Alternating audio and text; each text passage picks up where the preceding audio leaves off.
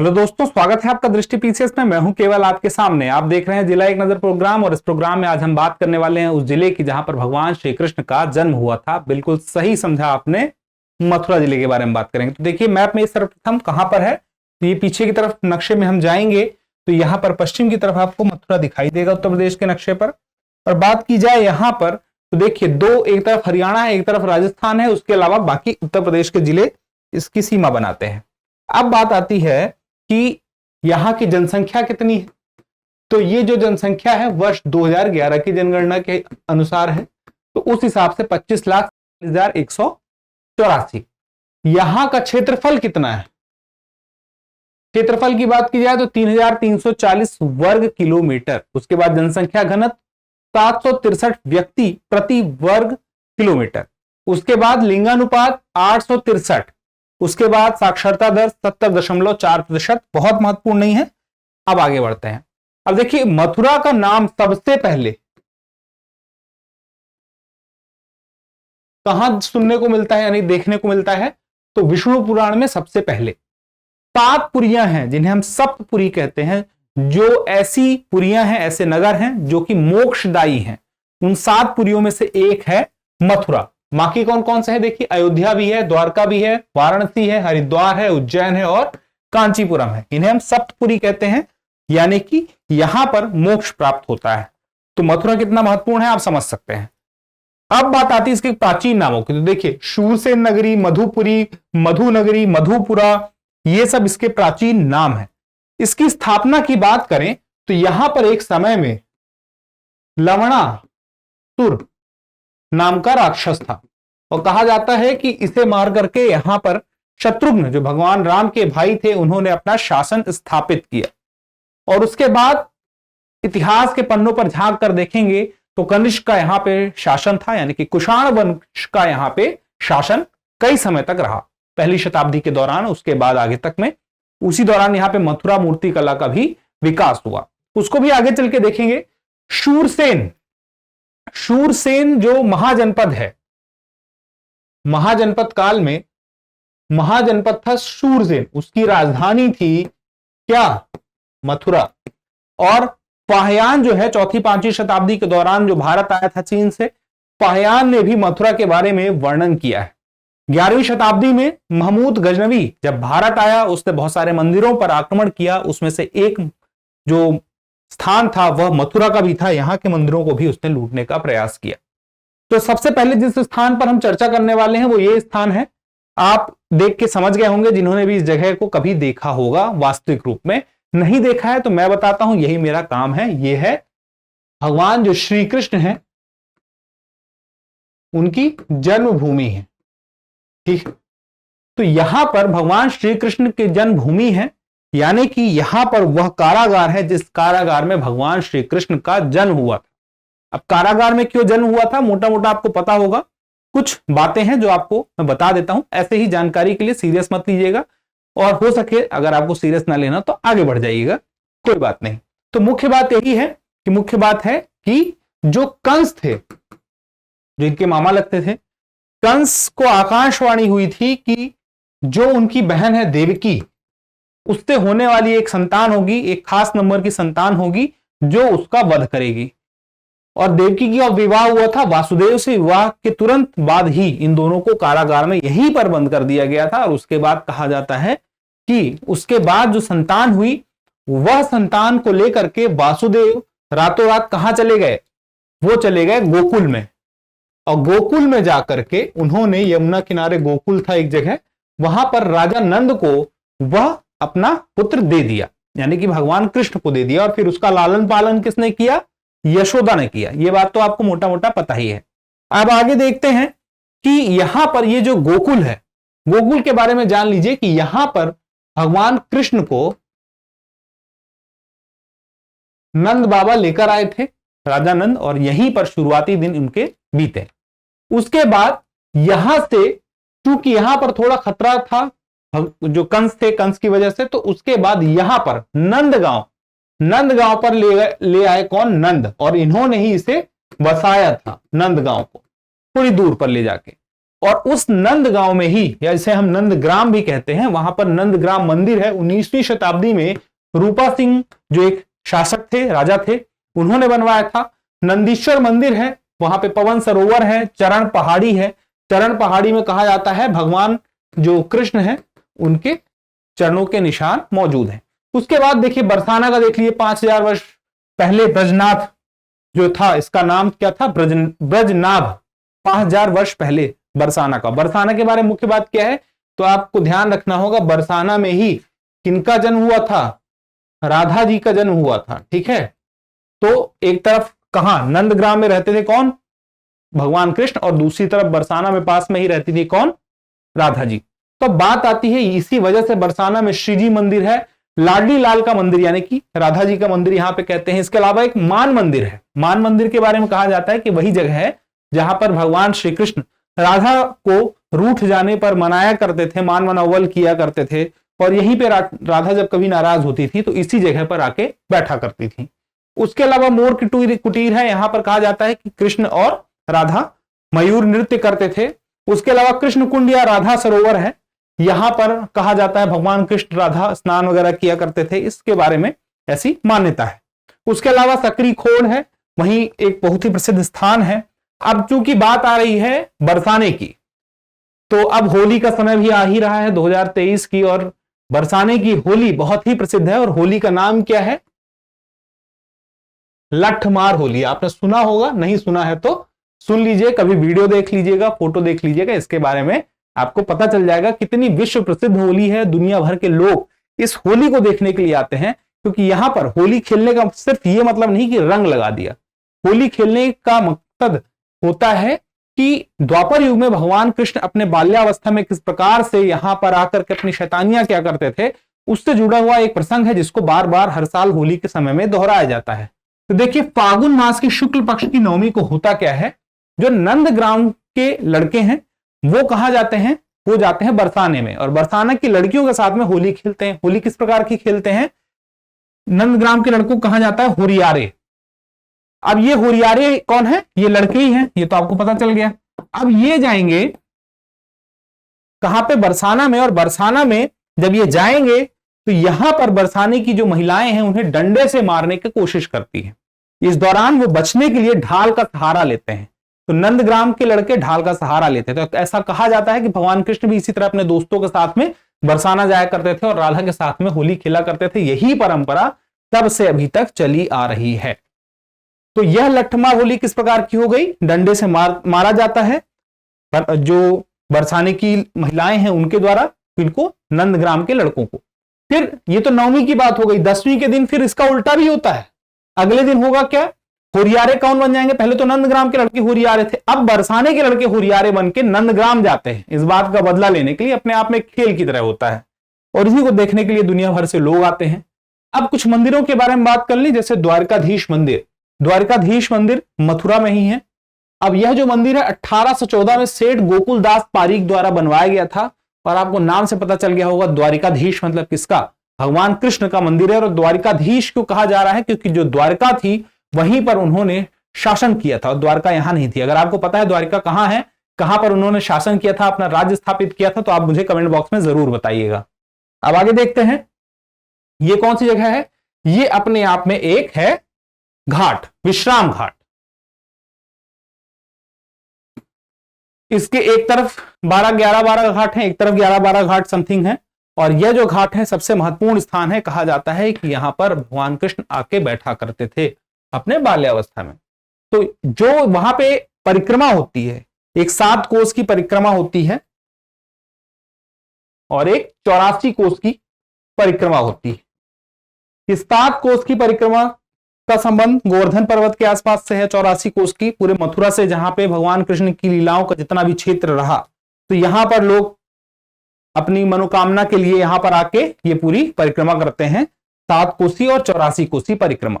तो कहा जाता है यहीं से परिक्रमा की शुरुआत इसी स्थान से होती है, विश्राम घाट से ही होती है। तो इसको भी ध्यान रखिएगा, और ये दोनों परिक्रमाओं के बारे में याद रखिएगा, इनका संबंध कहां से है। अब देखिए कंस का किला यमुना किनारे मौजूद है, लेकिन काफी जर्जर अवस्था में है। ये वो किला नहीं है जो कंस ने बनवाया था, ये वो किला है जिसे कंस का किला कहा जाता है, और कहा जाता है कि इसका जो है पुनर्निर्माण करवाया था अंबर के राजा मान सिंह ने, जो अकबर के 9 रत्नों में से एक थे। तो 16वीं शताब्दी में इसका निर्माण करवाया था और उसके बाद यहां पर वेदशाला बनाने के लिए आदेश दिया था कौन? जयपुर के राजा सवाई जयसिंह ने, कि यहां पर वेदशाला बनवाई जाएगी। लेकिन वेदशाला का कोई भी निशान इस जगह पर मौजूद नहीं है और यह जर्जर अवस्था में अब है, लेकिन यहां पर लोग अभी भी घूमने के लिए आते हैं। अब आगे की बात आती है, देखिए महर्षि दुर्वासा तथा महर्षि अंगिरा की तपस्थली है ये। इसका नाम क्या है? गायत्री तपोभूमि। आपने गायत्री परिवार का नाम सुना होगा, अपने आप में विश्व की बहुत बड़ी एक संस्था है और यहां पर दुनिया भर से लोग जुड़े हुए हैं और गायत्री परिवार के लोग वे कहलाते हैं। और इसके संस्थापक कौन थे? तो याद रखिएगा, वेदमूर्ति तपोनिष्ठ पंडित श्री राम शर्मा आचार्य जी, ये नाम है, गायत्री परिवार के संस्थापक हैं। और यहां पर इन्होंने कब स्थापना की? 1953 में की थी। और गायत्री मंत्र के उच्चारण के बाद कहा जाता है 24 लाख बार गायत्री मंत्र का उच्चारण किया, फिर यहां पर उन्होंने गायत्री तपोभूमि की स्थापना की और विश्व का प्रथम गायत्री मंदिर यहीं पर है। अभी इनकी संख्या ज्यादा हो गई है। अब देखिए आगे की बात, आप ये देख सकते हैं, ये पर्वत है और ये भगवान कृष्ण है और यहां पर जो ब्रज क्षेत्र है, मथुरा का क्षेत्र है और मथुरा के आसपास का जो क्षेत्र है उसे हम क्या कहते हैं? ब्रज क्षेत्र कहते हैं। तो ब्रज के लोगों को बचाने के लिए किससे? बारिश कहर बनकर बरस रही थी। क्यों बरस रही थी? क्योंकि इंद्र नाराज हो गए थे ब्रज के लोगों के ऊपर। कुछ ऐसी बातें हैं, मान्यताएं हैं, कहा जाता है कि जो भगवान कृष्ण थे उनके कहने पर लोग गोवर्धन इस पर्वत की पूजा करने लगे थे। इस पर्वत का नाम क्या है? गोवर्धन की पूजा, जिसमें यह कहा गया था कि लोग इंद्र की पूजा उस समय किया करते थे। और जब उन्होंने अपनी मां से पूछा था कि इंद्र की पूजा क्यों करते हैं, तो उन्होंने कहा कि देखो इंद्र की पूजा इसलिए करते हैं क्योंकि उनकी वजह से बारिश होती है, हम अन्न उत्पादन कर पाते हैं। तो ऐसे में उन्होंने कहा कि ऐसे में तो गोवर्धन पर्वत की पूजा भी होनी चाहिए भाई, क्योंकि गोवर्धन पर्वत पर भी हमारी गायें चरने के लिए जाती हैं। तो इस पर हुआ यह कि उनकी बातें, उनकी लीलाएं और उनकी बातों को फिर कौन मानेगा, शुरू हो गए। उन्होंने गोवर्धन की पूजा कर ली, इससे इंद्र नाराज हो गए और कहा जाता है फिर अच्छी खासी बारिश हुई। और फिर उसके बाद ब्रज के लोगों को बचाने के लिए भगवान कृष्ण ने अपनी सबसे छोटी वाली उंगली, कनिष्ठा उंगली से, कहा जाता है कि इस पर्वत को 7 दिनों तक थामे रखा था। और तब से ही गोवर्धन की पूजा होली के बाद हमेशा की जाती रही है। एग्जैक्टली मुझे याद नहीं, पर गोवर्धन पूजा एक खास तिथि में की जाती रही है। अब देखिए संग्रहालय, संग्रहालय की बात करें तो ये जो है राजकीय संग्रहालय है मथुरा। यह राजकीय संग्रहालय मथुरा बहुत पहले बन गया था, सन 1874 ईस्वी में ही बन गया था। और यहां पर कनिष्क के काल की मूर्तियां मौजूद हैं आज भी। और कनिष्क के काल की मौजूदगी मतलब जो वहां पे, कनिष्क का मतलब किसका? कुषाण वंश की काल की जो मूर्तियां थी वो मौजूद हैं, बहुत सारे राजाओं के। और कुषाण वंश के समय का ही वो दौर था जिस समय पे पुरुषों की, आम लोगों की मूर्तियां बन रही थी भारत में पहली बार। अब आगे देखते हैं, इसके बारे में विस्तार से देखते हैं कि मूर्ति कला क्या है। मथुरा मूर्ति कला, यह मूर्ति कला किसके काल में विकसित हुई? मैंने आपसे बताया था कुषाण के काल में, इस वजह से इसे कुषाण मूर्ति कला भी कह देते हैं। तो इसमें कोई गलत नहीं है। गांधार मूर्ति कला होता है, मथुरा मूर्ति कला होता है, अमरावती मूर्ति कला होता है, इनमें तीनों में फर्क होता है। इस पर हम कभी विस्तार से चर्चा करेंगे अलग से किसी वीडियो में। लेकिन अभी आप मथुरा शैली को तो जान ही लीजिए, कालखंड जान लीजिए कौन सा है, मौर्योत्तर काल है। संरक्षक कौन थे, किस समय विकसित हुई? कुषाण शासकों के समय में यह विकसित हुई। अब देखिए प्रभाव विस्तार इसका क्या था। मथुरा, सोंग, कंकाली, टीला और आसपास के जो क्षेत्र थे वहां पर मौजूद था। बाह्य प्रभाव देखिए क्या था, यह पूरी की पूरी देशी शैली थी, स्वदेशी थी। बाह्य प्रभाव यहां पर कोई भी नहीं था, किसी भी बाहरी देश का प्रभाव यहां पे नहीं था। अब बात करें धार्मिक संबद्धता, तीनों धर्म, जैन धर्म के लिए भी महत्वपूर्ण थी, बौद्ध धर्म के लिए भी और हिंदू धर्म के लिए भी। इसी वजह से कहा जाता है जो मथुरा है वो तीनों धर्मों के लिए ही अपने आप में महत्वपूर्ण है। अब यहां पर जो प्रयुक्त सामग्री थी मूर्ति कला में, तो वह चित्तीदार लाल बलुआ पत्थर था, उसका उपयोग किया जाता था। अब बात करें इसमें बुद्ध की मूर्ति की विशेषताएं क्या थी, तो चेहरा जो होता था वह हमेशा प्रसन्नचित्त रहता था। जो कपड़े थे उनके शरीर में ना के बराबर थे। उसके अलावा शरीर जो था हष्टमुष्ट था, लेकिन दाढ़ी नहीं थी, मूंछ नहीं थी और सर में बाल भी उनके नहीं थे। 2 मुद्रा में रहते थे, या तो पद्मासन मुद्रा में बैठे हुए रहते थे या तो वो खड़े हुए रहते थे, ठीक है। और उनके सर के पीछे जो था प्रभा मंडल बना रहता था। सर के पीछे आपने देखा होगा, बहुत सारे फिल्मों में होता है, फोटो में होता है, एक पीछे सर के एक चमक दिखाई देती है, उसका ऑरा अलग से दिखाई देता है, उसे हम प्रभा मंडल कहते हैं। अब देखिए यह कब समय में, यानी किस समय में यह विकसित हुआ मुख्य रूप से, इसका जो एक समय रहा खासकर की वो पहली से चौथी शताब्दी के बीच में ही रहा। इसके मुख्य केंद्र आप देख सकते हैं मथुरा तक्षशिला तक था, उसके अलावा और भी था, वाराणसी कौशाम्बी तक भी था। मुद्रा यही थी, बैठे हुए की मुद्रा थी और एक खड़े हुए की, दोनों मुद्रा मौजूद थी। अब देखिए जो उसमें मैंने आपसे बात कही क्या क्या थे, तो ना तो मूंछ थी, अलंकार नहीं था, मतलब कि कोई सोना चांदी गहना उनको नहीं पहनाया गया था, ठीक है। ये प्रमुख बातें हैं। अब आगे देखिए, बांके बिहारी मंदिर बाल रूप में मौजूद है यहां पे भगवान कृष्ण। और बांके बिहारी मंदिर के बारे में कहा जाता है कि यहां पर कृष्ण और राधा एक ही प्रतिमा में समाये हुए हैं। एक ही प्रतिमा में क्यों समाये हुए हैं? क्योंकि सखी संप्रदाय जो निम्बार्क मत का ही एक उसका रूप है, उसका एक उप संप्रदाय कह सकते हैं। तो इसमें जो इसके सखी संप्रदाय के कौन थे प्रमुख प्रवर्तक? तो स्वामी हरिदास थे। तो स्वामी हरिदास के कहने पर कहा जाता है कि यह मूर्ति में कृष्ण और राधा एक साथ समा गए थे। अब इसमें होता क्या है कि यह जो बांके बिहारी है इसका मतलब क्या है? बांके का मतलब समझना होगा। तो देखिए बांके का जो मतलब है वो ये है कि तीन जगह से कोई चीज मुड़ी होती है उसको बांके कहते हैं, यानी कि तीन कोणों पर मुड़ा हुआ। तो भगवान कृष्ण जिस मुद्रा में यहां पर खड़े रहे हैं इस जगह पर, इस मंदिर में, एक तरफ उनका दायां पैर दाएं पैर का घुटना बाएं पैर के घुटने के पास मुड़ा हुआ है। फिर दूसरी तरफ जब वो बांसुरी पकड़ते हैं तो उनका हाथ दाहिना वाला मुड़ा हुआ है। और उसके बाद जब वो बांसुरी बजाने की मुद्रा में आते हैं तो उनका जो चेहरा है वह भी एक तरफ, उनका सर झुका हुआ है। इस तरह से वो तीन जगह पे झुके हुए हैं। इसी वजह से नाम क्या पड़ गया? बांके बिहारी मंदिर। इस मंदिर की वास्तुकला क्या है? तो याद रखिएगा राजस्थानी वास्तुकला है।